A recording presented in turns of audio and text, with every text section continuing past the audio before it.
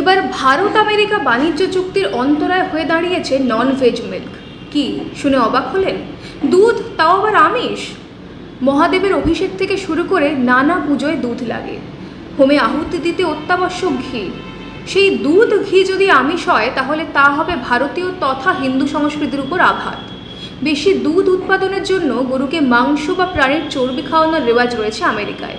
এই দুধকেই বলা হয় ননভেজ মিল্ক, যা নিয়ে আপত্তি রয়েছে ভারতের।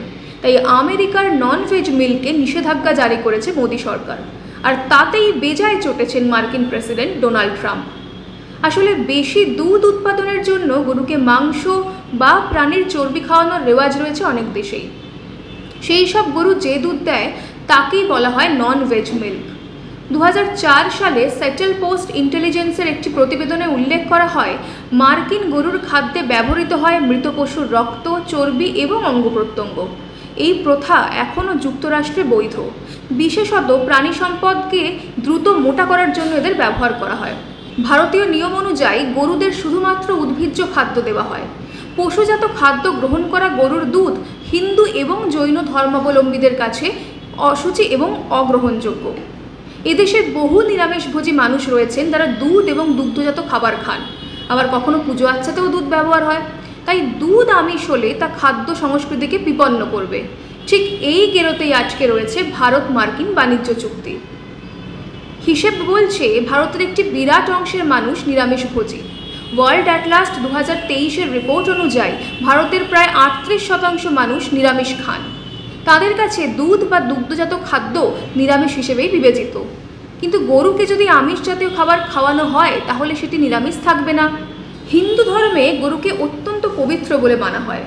দিল্লির গ্লোবাল ট্রেড সেন্টার ইনস্টিটিউটের এক কর্তা অজয় শ্রীবাস্তব সংবাদ সংস্থা পিটিআইকে জানিয়েছেন, একবার ভেবে দেখুন তো, এমন একটি গরুর দুধ থেকে তৈরি মাখন খাচ্ছেন যাকে অন্য কোনো প্রাণীর মাংস বা আমিষ জাতীয় খাবার খাওয়ানো হয়েছে। ভারতবাসী কখনোই এটা অনুমোদন করবে না। ভারত বিশ্বের বৃহত্তম দুধ উৎপাদক এবং কনজিউমার হিসেবে পরিচিত। দেশের 8 কোটিরও বেশি মানুষ এই জীবিকার উপর নির্ভরশীল।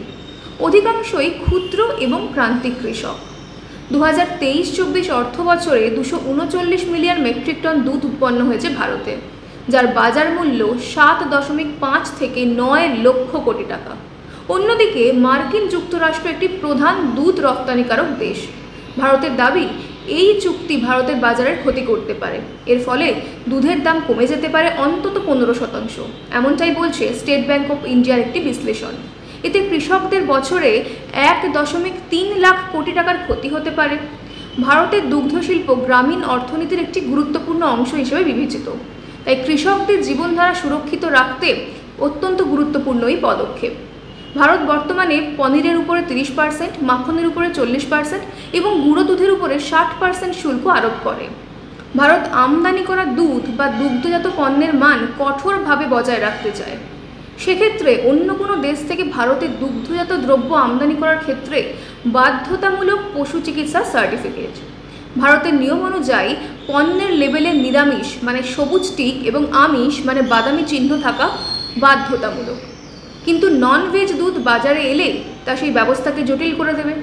এমনকি ক্রেতাদের মধ্যেও বিভ্রান্তি সৃষ্টি হতে পারে। ভারত তার সিদ্ধান্তে অনড়। অন্যদিকে পিছুপা হতে রাজি নয় আমেরিকাও। সেই দেশের তরফে ভারতের এই যুক্তির তীব্র সমালোচনা করা হয়েছে। এমনকি এই বিষয়গুলিকে অপ্রয়োজনীয় বাণিজ্য বাধা বলে আখ্যা দেওয়া হয়েছে। যেসব দেশে গরুকে আমিষ জাতীয় খাবার খাওয়ানো হয় তাদের সঙ্গে কোনো রকম চুক্তি করতে চায় না ভারত, এমনটাই সূত্রের খবর। এদেশের বেশিরভাগ মানুষ গরুকে ভগবান হিসেবে পুজো করেন। সেই কারণেই বিষয়টি ভারতের কাছে অত্যন্ত সংবেদনশীল। ভারতের কাছে বিষয়টি নিছক একটি বাণিজ্যিক চুক্তি নয়, বরং এর সঙ্গে জড়িয়ে রয়েছে দেশের সংস্কৃতি, ধর্মীয় বিশ্বাস এবং বহু মানুষের রুটিরুজির বিষয়। সেই কারণেই ভারত এই আলোচনাকে রেড লাইন হিসেবে চিহ্নিত করেছে। কেমন লাগলো আজকের ভিডিও জানান আমাদের কমেন্ট করে, আর ভিডিওটা শেয়ার করুন, লাইক করুন এবং আমাদের চ্যানেলটি সাবস্ক্রাইব করুন। আজ তাহলে এই পর্যন্তই। দেখা হবে আবার পরের একটি ভিডিওতে। ততক্ষণ পর্যন্ত দেখতে থাকুন, সঙ্গে থাকুন মাধ্যম।